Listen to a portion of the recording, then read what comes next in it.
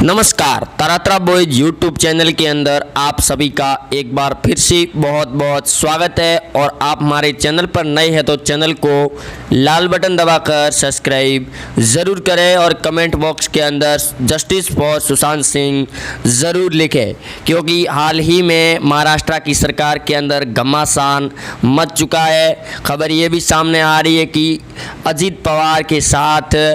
इस्तीफा दे रही है एनसीपी और कांग्रेस पार्टी के साथ में उनके 10 एमएलए हैं जो लगातार भाजपा पार्टी के संपर्क में बताए जा रहे हैं, जो बड़ा बयान निकलकर सामने आ रहा है। दूसरी तरफ सामने ये भी खबर आ रही है कि कल के बयान के ऊपर संजय राउत ने माफ़ी भी मांग ली है और उनकी हेकड़ी निकलती हुई नज़र आ रही है। वहीं आपको बता दें कि संजय राउत ने सुशांत सिंह को लेकर बयान दिया था, जिसके ऊपर उन सुशांत सिंह के भाई ने सुप्रीम कोर्ट के अंदर याचिका लगा ली और उन्हें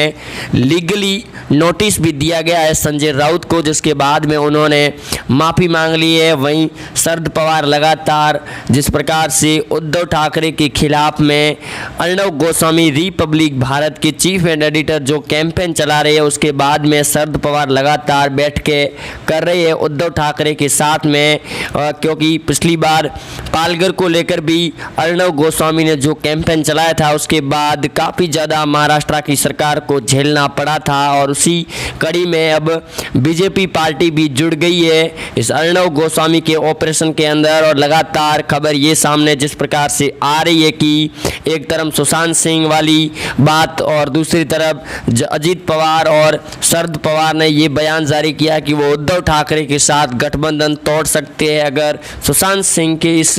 मामले के अंदर अगर शिवसेना का कोई भी अगर नेता शामिल होता है तो वो बीजेपी पार्टी के अंदर शामिल होने की बात भी कह चुके। दूसरी तरफ अर्णव गोस्वामी उद्धव ठाकरे के खिलाफ बड़ी चेतावनी भी उन्होंने दी है कि अगर इसके अंदर अगर पत्ते खुले शिवसेना पार्टी या फिर किसी भी पार्टी के, तो फिर महाराष्ट्र की जो सरकार गिरेगी उसके जिम्मेदार खुद एमवीए महागठबंधन होगा, क्योंकि महाविकास अघाड़ी की बनी सरकार को लेकर लगातार विवादित बयान भी जारी होते रहते हैं। वहीं कंगना राणौत ने भी आदित्य ठाकरे को लेकर जो बयान दिया था और उनसे सवाल जवाब भी किए थे, उसके बाद में उद्धव ठाकरे ने आदित्य ठाकरे को साइलेंट रहने के निर्देश भी दे दिए, जिसके चलते अभी तक आदित्य ठाकरे सामने जिस प्रकार से आ रहे थे लेकिन अब वो एकदम से सामने भी नहीं आ रहे। यानी कि महाराष्ट्र की राजनीति के अंदर कांग्रेस एनसीपी उद्धव ठाकरे शिवसेना के अंदर घमासान मच चुका है और राजस्थान मध्य प्रदेश और मणिपुर के बाद अब महाराष्ट्र के अंदर भाजपा पार्टी का ऑपरेशन शुरू हो चुका है और महाराष्ट्र में राजनीतिक संकट भी बढ़ता हुआ नजर आ रहा है, क्योंकि लगातार संजय राउत जिस प्रकार से विवादित बयान दे रहे हैं उसके बाद उद्धव ठाकरे संजय राउत की क्लास भी लगा रहे हैं। दूसरी तरफ अर्णव गोस्वामी लगातार शिवसेना एनसीपी और एमवीए गठबंधन के खिलाफ लगातार कैंपेन चला रही है। वही राजस्थान की राजनीति में हुए इस संकट के बाद में सोनिया गांधी के नेतृत्व में फिर से सचिन पायलट कांग्रेस के अंदर लौट तो आए हैं, लेकिन अभी भी राजस्थान के अंदर अशोक गहलोत सचिन पायलट के बीच में खींचातानी जारी रहेगी, जो लगातार बयान सामने आते रहेंगे। दूसरी तरफ मणिपुर के अंदर कांग्रेस पार्टी के करीब 10 विधायकों ने एक साथ इस्तीफा दे दिया, जहां बहुत ही बड़ा झटका भी लगा है। वहीं अब पंजाब के अंदर भी कांग्रेस के अंदर कांग्रेस के सीएम अमरिंदर को हटाने की मांग तेज हो चुकी है। कांग्रेस के कई युवा नेताओं ने यह भी मांग की है कि जल्द से जल्द उन्हें हटाया जाए सीएम पद के ऊपर और किसी नए सीएम के ऊपर चुना जाए, क्योंकि राजस्थान से लगाकर मध्य प्रदेश, गुजरात और महाराष्ट्र, झारखंड और पंजाब के अंदर भी सियासी संग्राम तेज हो चुके हैं, जिसकी कड़ी में महाराष्ट्र की सरकार के चाणक्य कहे जाने वाले शरद पवार लगातार उद्धव ठाकरे के साथ बैठकें भी कर रहे हैं और अर्णव गोस्वामी को रोकने की बात भी कर रहे हैं कि अगर अर्णव गोस्वामी को अभी नहीं रोका गया तो जिस प्रकार से पालघर के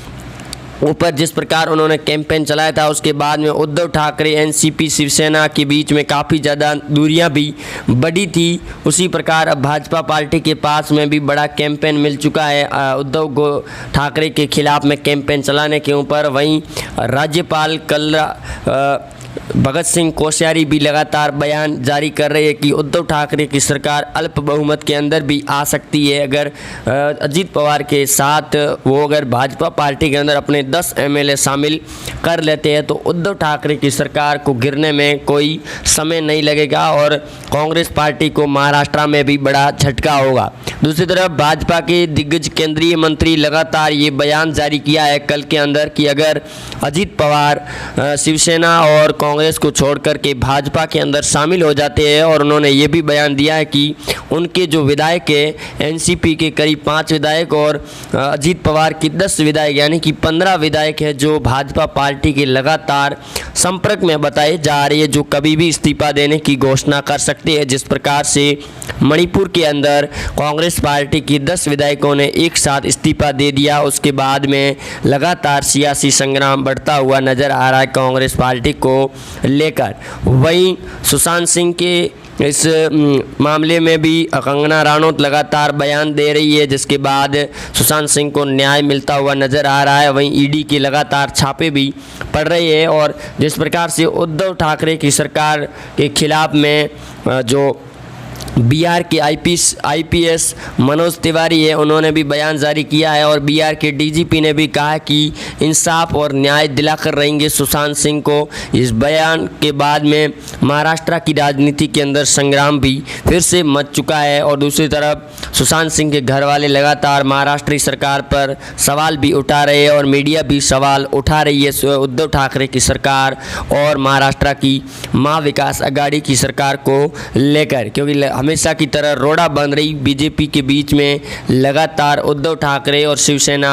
एनसीपी कांग्रेस सामने आ रही है, जिसके बाद उद्धव ठाकरे के खिलाफ में कैंपेन शुरू हो चुका है और यही मांग उठ रही है। वहीं भगत सिंह कोश्यारी ने भी बयान जारी किया था कि महाराष्ट्र की सरकार के अंदर अगर उद्धव ठाकरे की सरकार गिरती है तो फिर बड़ा झटका होगा कांग्रेस पार्टी को, क्योंकि जिस प्रकार से भाजपा पार्टी के साथ शिवसेना का 50-50 के फॉर्मूले पर बात कही जा रही थी वो पूरी तरह से खारिज हो गई थी और उसके बाद में उद्धव ठाकरे और शरद पवार और अजीत पवार के साथ तीनों की महागठजोड़ के बाद महाराष्ट्र में सरकार बनी। हालांकि मंत्रिमंडल को लेकर अभी भी उद्धव की सरकार और एनडीए गठबंधन के अंदर सस्पेंस बना हुआ है, जो कभी भी बड़ा ही राजनीतिक संकट ले सकती है, क्योंकि राजस्थान के अंदर भी ऐसा ही नज़र आ रहा था सचिन पायलट और अशोक गहलोत के बीच में, और अशोक गहलोत हमेशा